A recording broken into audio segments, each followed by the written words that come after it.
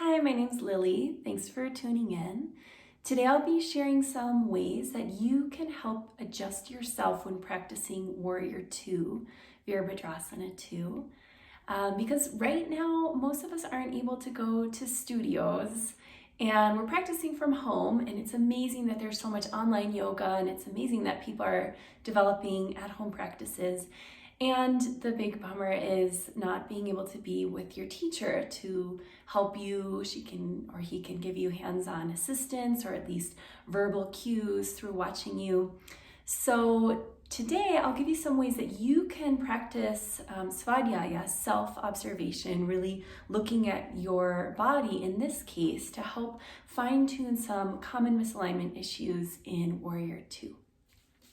So go ahead and come to your mat and begin with your right foot forward in Warrior 2. So that means the left heel is going to be directly behind your right heel, so the heels line up.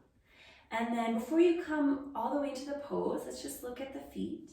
The left foot is going to be at a slight angle so that the heel is just like an inch back, farther back, if this is the front of your mat, than your toes.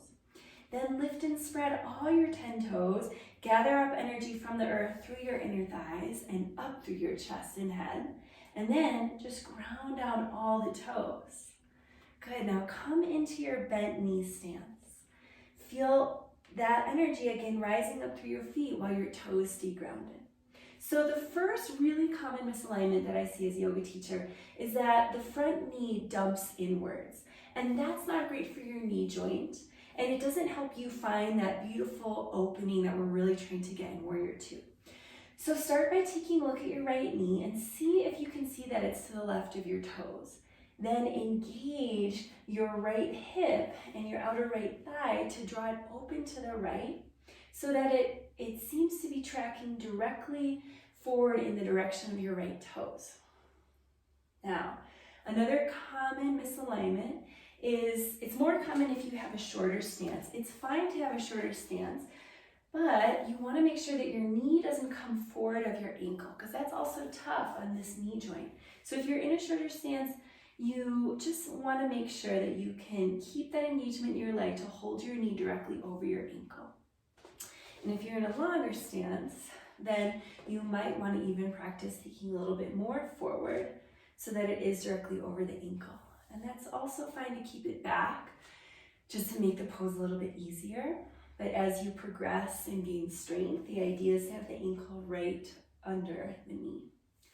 Okay, so you can relax anytime by straightening the knee. Let's take the hands to the hips.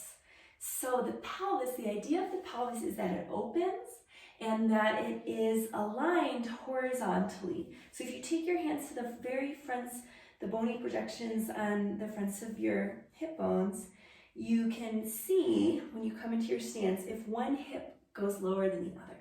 It's pretty common, I see, for the front hip to sort of dump down and the back hip to lift. So notice this in yourself, and if it's happening, engage your left thigh, your left leg down, rooting into your back foot, and the right foot again also engages, lifting up through the inner thigh to create some buoyancy here in the right hip.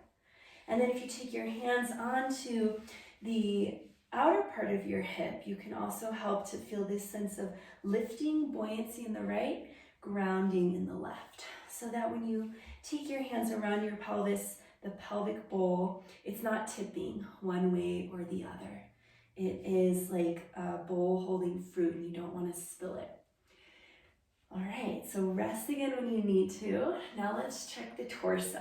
So when you come into the pose, you'll see a lot of common tendency for the torso to reach forward and sometimes back like this, more often forward.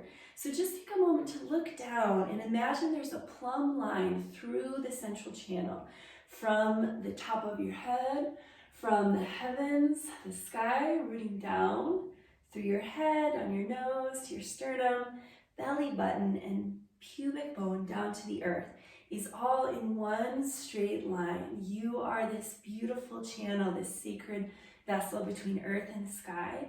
So make your spine aligned with that. So when you come into the pose, Look straight down and see if you can line up forehead, nose, sternum, belly button, pubic bone, earth.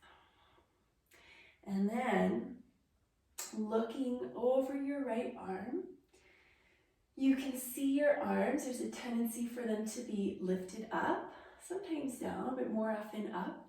We really want the hands and shoulders in line. So you can take a look at your back arm, see that it's reaching straight over your leg, and that the hand isn't higher than your shoulder. And then over your front arm, same thing.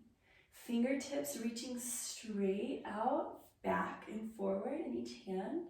And then we want to really open up across the chest, just like we're opening across the pelvis. We want to open across the chest, spread open the collarbone, so roll your shoulders down. One way you can even work on this is temporarily lift your palms.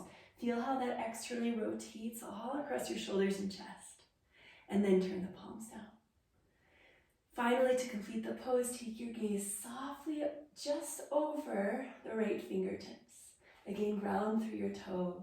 Lift through the arches of your feet to get buoyant up across your hips and up across your chest. Spread your collarbones. Press your left thigh back.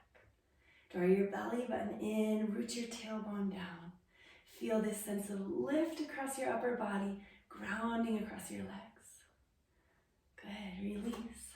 So you can go ahead and try the other side on your own just by starting the video over.